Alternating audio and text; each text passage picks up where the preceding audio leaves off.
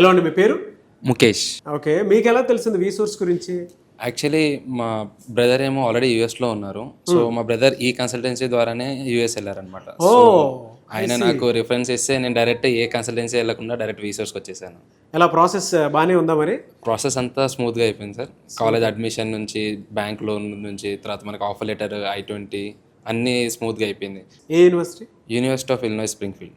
బయట చాలా educational consultancy services ఉన్నాయి, ఇక్కడే ఎందుకు రావాలి అని అంటే మీరు ఏం చెప్తారండి? యాక్చువల్లీ నాకు స్పూన్ ఫీడింగ్ లాగా అయిపోయింది అనమాట. మా బ్రదర్ తిరిగారు, చాలా కన్సల్టెన్సీస్ తిరిగారు, అప్స్ అండ్ డౌన్స్ అయ్యాయి. తర్వాత లాస్ట్ వీసోర్స్కి వచ్చారు. దెన్ ఆయన ప్రాసెస్ మొత్తం స్మూత్గా అయిపోయిన తర్వాత నేను కూడా ఆ రిఫరెన్స్తో డైరెక్ట్ వెళ్ళిపోయాను అనమాట.